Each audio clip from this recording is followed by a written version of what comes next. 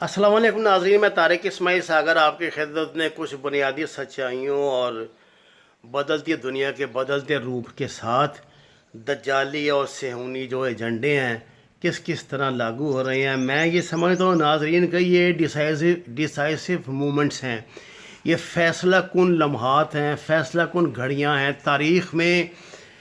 یہ دور شاید پہلی مرتبہ آیا ہے جب اتنے بڑے عالمی سطح کے فیصلے گھنٹوں اور ہفتوں اور دنوں میں ہو رہے ہیں اور ہماری سمجھ میں کچھ نہیں آ رہا. ہم صرف لکیر کے فقیر بنے وہی ایک دوسرے کے ساتھ توتکار میں لگے ہوئے ہیں، شیعہ سنی کی جنگ لڑ رہے ہیں، ایک دوسرے کو گالی گلوچ، ایک دوسرے کو برا بھلا، تم نے یہ مجھے کیوں کہہ دیا، میں نے یہ تمہیں کیوں کہہ دیا.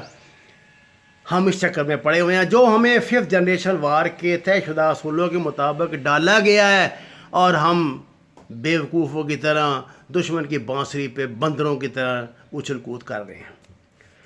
ناظرین کرام، تازہ ترین اطلاعات کے مطابق امریکہ نے سعودی عرب سے پیٹریوٹ میزائل سسٹم اٹھا لیا ہے. یہ پیٹریوٹ میزائل سسٹم کیا ہے، پہلے میں کچھ آپ کو اس کی وضاحت کرتا ہوں. یہ انٹروڈیوس ہوا تھا جب المارک یعنی وہ جنگ عراق والی ہوئی تھی نا، جب عراق نے جذبہ مانی کے تحت کام لیتے ہوئے کویت پہ قبضہ کر لیا تھا. اس کے بعد آج تک پوری امت مسلمہ جوتے کھا رہی ہے امریکہ کی، اور چاٹ بھی رہی ہے. یہ اس نے خیر سے جذبہ جہاد میں یہ موقع فراہم کیا تھا.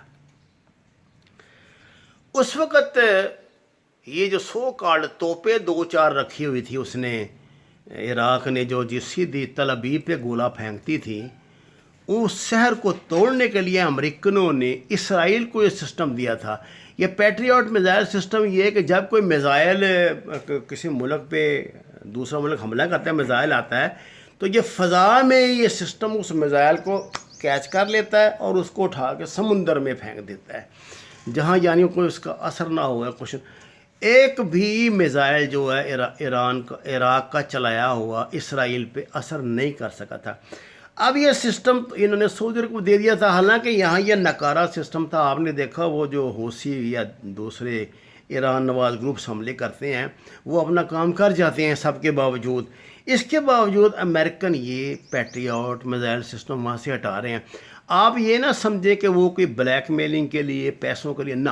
یہ پورا جو دجالی سسٹم جو ایجنڈا ہے نا، جس میں اسرائیل، انڈیا، بہت معذرت سے نہ چاہتے ہوئے بھی ایران شامل ہے، یہ اس کی تکمیل ہو رہی ہے. کریں گے یہ سسٹم یہاں سے لے جائیں گے نا. اس کے بعد جناب یہ ایران نواز جو گروپس ہیں نا، وہ حملے شروع کریں گے سعودی عرب پہ. جب یہ حملے شروع ہوں گے تو سعودی عرب ارد گرد نظر مارے گا تو نہ اردن اس کی مدد کر سکتا ہے، نہ شام کر سکتا ہے، نہ عراق کر سکتا ہے، نہ لیبیا کر سکتا ہے، نہ یہ عرب امارات کر سکتی ہیں. اس کی مدد کون کر سکتا ہے جی؟ اس کی مدد کرے گا اسرائیل. اسرائیل جناب اس وقت ایک مڈل ایسٹ کا پپو بن کے، دوست بن کے، اور ایرانی تباہ کاری سے، ایرانی دہشت گردی سے مڈل ایسٹ کو بچانے کے نام پر چھلانگ مار کے ان کی مدد کے لیے آ جائے گا. اور اس ایران پہ تو کسی نے حملہ کرنا نہیں، یہ تو طے شدہ بات ہے. اس کو تو انہوں نے اپنے حساب سے کتاب سے جتنا استعمال کرنا ہے، جیسے استعمال کرنا ہے، اس طرح کرتے رہیں گے. یہ اسرائیل آئے گا جناب عربوں کی مدد کے لیے، اور لاشعوری طور پہ خام خواہ ایک عرب اسرائیل اتحاد قائم ہو جائے گا. بغیر گولی چلائے وہ مقصد حاصل کر لیں گے جس پر وہ 70 سال سے کام کر رہے ہیں. یہ ہو جائے گا جناب. اب ادھر سے انہوں نے کیا کرنا ہے کہ یہ جو ہمارے یہ جو کل میں نے آپ سے بتایا تھا ظلم خلیل زاد جو تشریف لائے ہیں، یہ انڈیا گئی ہیں.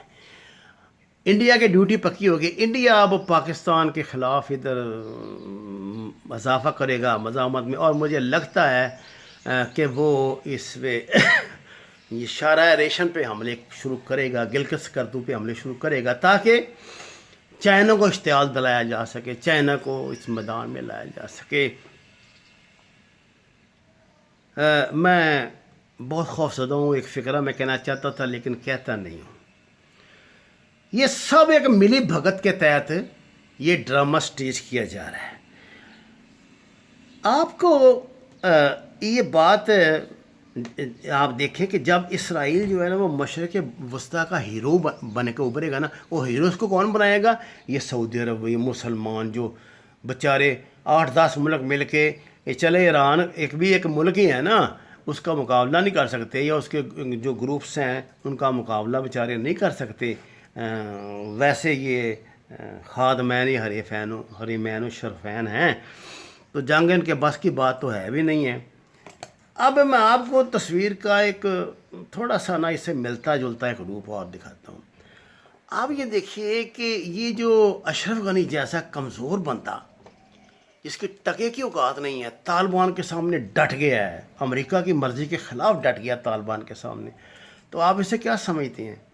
سر یہ اسی ایجنڈے کا، دجالی ایجنڈے کا حصہ ہے۔ ادھر یہ اس کا اتنی جرت کرنا کہ 72 سال سے جو کشمیری جدوجہد کر رہے تھے، ان کو ایک مطلب ایک سیکنڈ میں نفی کر کے اس کو پورے کشمیر کو ہی انڈیا کا حصہ بنا لینا، یہ آپ کیا سمجھتے ہیں؟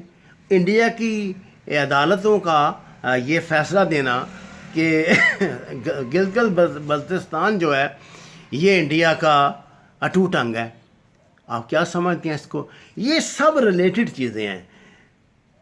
دوسری طرف اب ہمارا معاملہ دیکھ لیں، ہم جب بھی اس سلسلے میں کوئی اپنا وہ سٹانس قائم کرنے کی کوشش کریں گے نا، کوئی یا تھوڑے سے ایگریسو ہوں گے، تو جیسے ابھی یوٹیوب نے $50 لاکھ پاکستان کو، عمران خان صاحب کو پیش کیے ہیں کہ جناب آپ بہت عظیم خدمات انجام دے رہے ہیں انسانیت کی، تو $50 لاکھ کا تحفہ بھی ہماری طرف سے لے لیں، لیکن پلیز یہ ارد گرد جو یہ ہو رہا ہے نا اس کو چھوڑیں، یہ آپ کا مسئلہ نہیں ہے، آپ پاکستان کی فکر کریں، پاکستان کو بچائیں کریں۔ اب بنیادی بات یہ ہے کہ دنیا تو بھائی ایک گلوبل ویلیج بن گئی ہے، جو واقعہ پاکستان میں، آپ کا کیا خیال ہے کہ یہ جو ابھی حملہ ہوا ہے اس پہ، ہمارے رینجرز پہ اور یہ جوانوں پہ، تو آپ کیا سمجھتے ہیں کہ یہ جو حملہ ہے اس کے کانسیکوینسز امریکہ میں محسوس نہیں کیے گئے، اسرائیل میں نہیں کیے گئے، انڈیا میں نہیں کیے گئے، ایران میں نہیں کیے گئے، افغانستان میں نہیں کیے گئے؟ کیے جائیں گے۔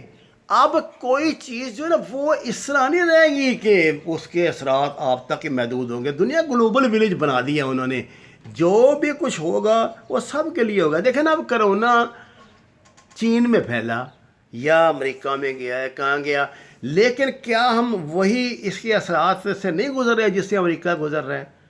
کیا اسپین، ایران، عراق، شام، پورا بلاد عرب، پورا Europe, central Europe, eastern Europe, پوری دنیا ایک تکڑی میں آ گئی، صرف ایک ایکشن سے، ایک جراثیم چھوڑا ہے انہوں نے، ایک جراثیم چھوڑا ہے اور اس نے تہس نہس کر دیا پوری دنیا کے نظام کو، ایسے جکڑ لیا ہے اکٹوپس کی طرح اپنی مٹھی میں، اور کوئی پھڑک نہیں سکتا، اس کے باوجود کہ سب جانتے ہیں یہ فراڈ ہے، کوئی پھڑک نہیں سکتا۔ اب جناب یہ کریں گے، یہ پاکستان کو کہیں گے کہ جی آپ نا پلیز بس یہ انسانیت کی خدمت کرتے رہیں، ہسپتال بنائیں اور سڑکیں اپنی ٹھیک کریں اور یہ کریں اور وہ کریں، اور عین ممکن ہے کہ جناب وزیر اعظم عمران خان صاحب کے لیے نوبل پرائز کا انعام بھی اناؤنس ہو جائے، ممکن ہے، میں ممکنات کی بات کر رہا ہوں۔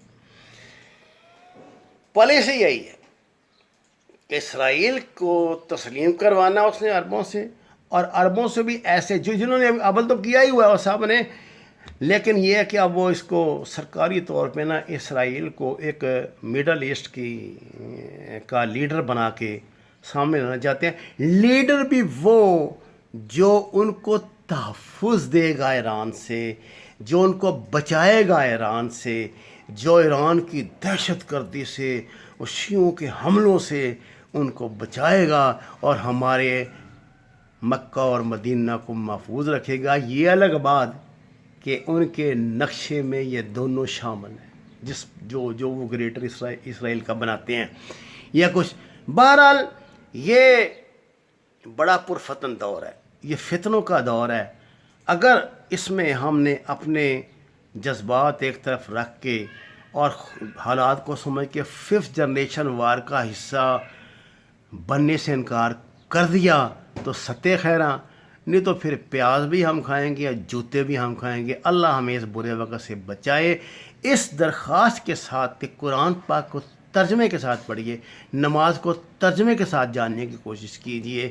آپ سے اجازت، آپ سے درخواست ہے، اگر آپ نے ابھی تک اس چینل کو سبسکرائب نہیں کیا تو پلیز اسے سبسکرائب کریں اور سچ کے سفر میں ہمارا ساتھ دیں، اپنے تبصروں سے نوازیں، اس کی شیئرنگ کریں اور لائکس کریں۔